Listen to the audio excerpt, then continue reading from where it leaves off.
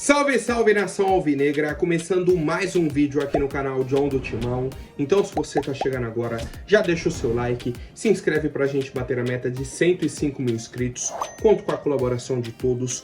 Hoje, quarta-feira, né, já desejo aí um ótimo dia a todos os corintianos e corintianas que me acompanham. Um dia de extrema importância para o Esporte Clube Corinthians Paulista. Um jogo em casa contra o Cuiabá às 8 horas. Né, a gente vai trazer aí todas as informações para o torcedor. Mas esse jogo tem uma importância ainda maior por conta da posição do Corinthians na tabela, da posição do Cuiabá e de outros jogos na rodada que a gente vai comentar também, tá? Tivemos aí muitas novidades de mercado da bola, né? Contratações chegando, propostas na mesa e tudo mais. Peço que me sigam também nas redes sociais, Instagram, TikTok, Kawaii, Twitter, todos os links aqui embaixo na descrição. Vamos pra cima e, editor, pode rodar a vinheta. Salve o Corinthians!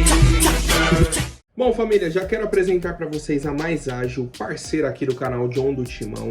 Para você que quer fazer a antecipação do seu FGTS, aproveitem. Tem um telefone aqui no banner, tem um link na descrição. Vocês entram em contato, certo? Fala, ó, vim aqui pelo canal John do Timão, quero antecipar aí o valor do meu FGTS, tô trabalhando certinho, CLT, carteira registrada, preciso desse valor para fazer uma viagem, para pagar uma dívida, não importa, né, qual seja a sua necessidade.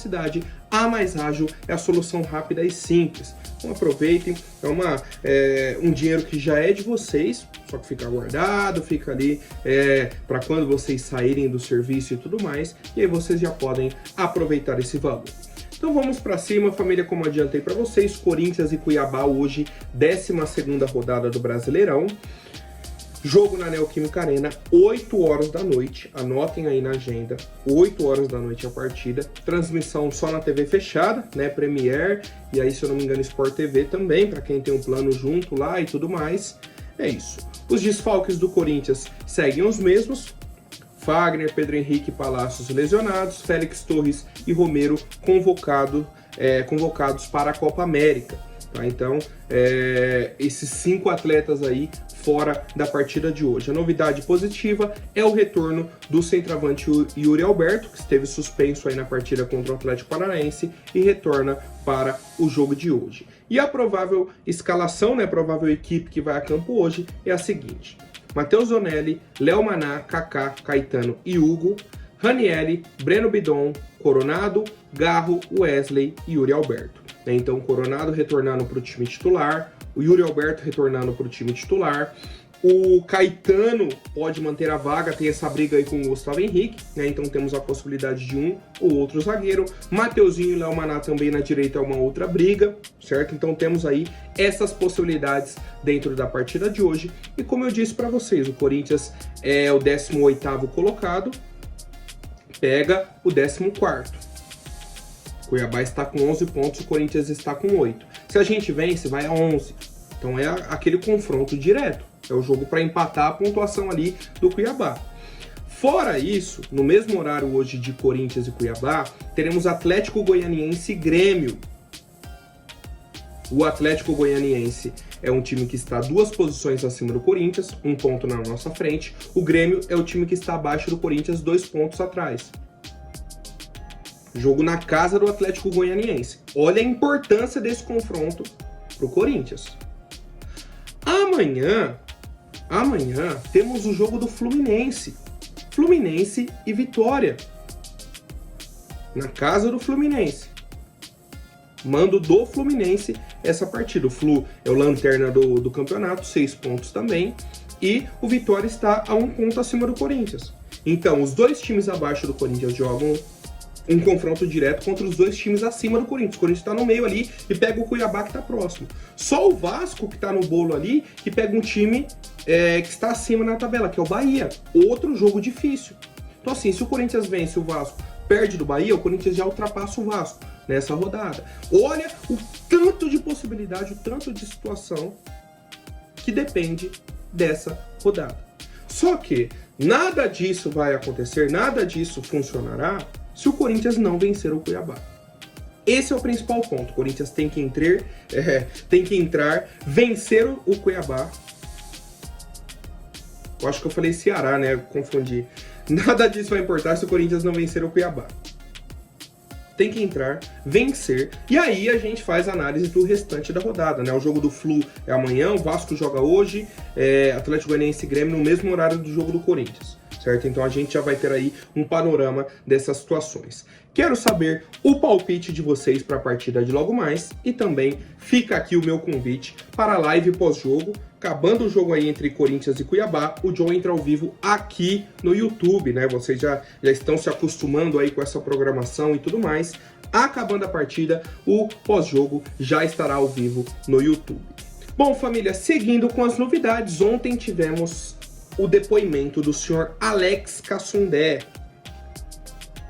o dono da empresa que intermediou o contrato da VaideBet com o Corinthians. Basicamente, a pessoa que fez o intermédio, ou o intermediário. O Alex Cassundé é o intermediário. E aí ele deu algumas explicações, cara, que não me desceram. Não me desceram, mas eu vou trazer aqui para o torcedor. Primeiro, ele falou que não conhecia a VaideBet, que ele usou o ChatGPT, que é uma inteligência artificial, para procurar casas de apostas. Jogou lá, como que eu entro em contato com as casas de aposta? Ou onde eu encontro casas de aposta, alguma coisa assim. Olha isso, o cara pesquisou para ter um contato. Ele nem conhecia o pessoal de lá. Isso é a explicação dele. Foi, falou com o Sérgio Moura, pegou o contato do Marcelo Mariano, e aí fez o contato do Corinthians com a VaideBet. Ou seja, ele nem conhecia os caras, pegou um contato de uma pessoa e apresentou para o Corinthians. E isso é a versão do Alex. Tá? Tudo que eu vou falar aqui agora é a versão dele. Depois ele disse que não intermediou, né? Que ele fez esse contato, mas não fez intermediação de contrato e tudo mais. Ele colocou os dois para reunião e falou, ó, se virem aí, é isso, só. Que bonzinho ele, né?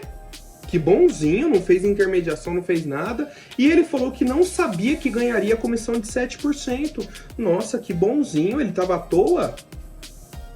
O Alex Cassundé tava à toa, família. Foi lá, pesquisou, parou o dia dele, pesquisou uma bet, levou pro Corinthians ter um contrato de patrocínio e aí resolveram a vida do clube. Que bonzinho, Alex, família. Não sabia que ia ganhar 7% de um contrato de mais de 300 milhões de reais. Família, isso não é brincadeira. Isso não é brincadeira, cara. Ele falar que não sabia que ganharia 7% de um contrato de 300, mais de 300, né? 360 milhões de reais. Como que você não sabe que vai ganhar um valor desse? Não sabia. A polícia perguntou sobre as conversas que ele teve com Marcelo Mariano e com Sérgio Moura. Ele disse que as conversas sumiram do celular dele, as mensagens apagaram, porque ele usa aquela mensagem temporária. Então dá um prazo, né? Se eu não me engano são 90 dias, alguma coisa assim, as mensagens somem. Segundo o Alex Cassundé. Por fim, ele falou que tomou um golpe da empresa laranja de R$1 milhão. Agora vamos lá, vamos seguir o raciocínio do Alex, vamos ver se faz sentido. Ele foi lá, pesquisou a empresa, apresentou para o Corinthians fechou com a empresa, ele não sabia que ia ganhar 7%. Descobriu! Ó, o pessoal falou, ó, você vai ganhar 7%. Aí ele recebe um depósito de R$700 mil. Ele não sabia, e aí recebeu um depósito, R$700 mil na conta. Poucos dias depois, já recebeu o segundo depósito. Porque foi o primeiro pagamento ali no finalzinho de janeiro, né? E aí o segundo já em fevereiro. Então ele já recebeu 1 milhão e 400. Pô, se ele não intermediou e ele não sabia que ia ganhar, cai na conta dele 1 milhão e 400. Ele não faz ideia do que é? Ele sabe do que se trata. Aí beleza, caiu na conta dele, é um direito dele, ele fez a intermediação, dinheiro da empresa dele. A empresa dele repassou R$1 milhão para a Nelway, que é a empresa laranja. O problema todo da situação é essa empresa laranja. Ele pagou R$1 milhão. E ontem no depoimento ele falou que sofreu um golpe da Nelway. Só que ele nem registrou boletim de ocorrência nem nada. Isso já está na imprensa há quanto tempo? Há praticamente um mês. Como? Que você recebe 1 milhão e 400. E aí você já tem um pagamento de 1 milhão para fazer. Se você nem sabia que ia ganhar esse 1.400.000, como que você já tá garantindo que vai pagar 1 milhão para outra empresa? Primeiro ponto, você não gasta o que você não tem. Dá mais um valor desse tamanho. Então ele recebeu o valor, repassou 1 milhão para a Neoway. Aí ele fala que tomou um golpe de 1 milhão. Pô, vamos lá. Você tá aí, você vai tomar um golpe da empresa chamada Y. Você liga a TV, tá um monte de matéria sobre a empresa Y. Você não vai lá denunciar? Ó, eu também tomei golpe aqui, ó. Ó, aconteceu comigo também. Tá seu nome sendo falado, tá tudo. Você não fala nada? E agora vem falar que tomou um golpe de 1 milhão? Tá muito estranho. Muito estranho.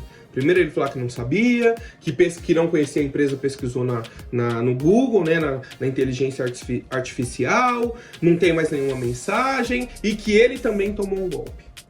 Muita bagunça nesse depoimento, tá? Muita bagunça mesmo. A polícia segue investigando, pegou o celular dele para fazer a perícia, vai investigar também a situação bancária dele, da empresa e tudo mais, e a gente aguarda mais novidades. Quero saber a opinião de vocês, família. Vamos agora direto ao mercado da bola, né? Aquelas atualizações importantes. 3 nomes, tá? Um fechado já, o goleiro Hugo Souza, pertence à equipe do Flamengo, estava jogando no futebol português, tinha acabado o contrato dele lá, retornando para o Flamengo. O Corinthians fechou com ele até o fim do ano por empréstimo. O Corinthians vai pagar 100% dos salários, tranquilo, e tem a opção de compra no fim do ano.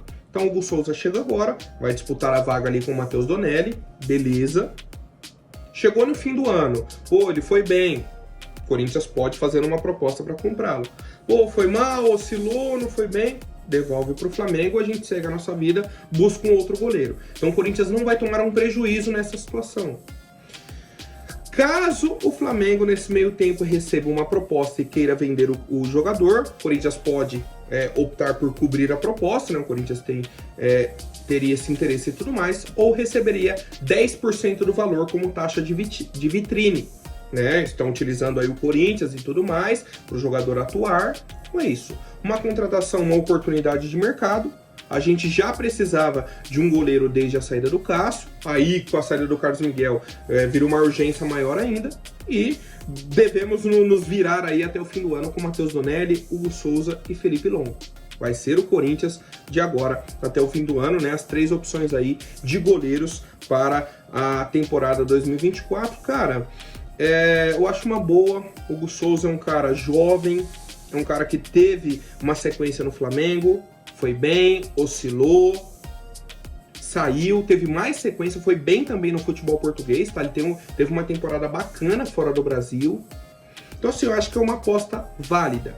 Principalmente por quê? Porque a gente não vai gastar dinheiro na contratação. O Corinthians não vai pagar para ter o Hugo Souza. É um contrato de empréstimo por 6 meses. Se não der certo, a gente devolve o goleiro e busca outro nome.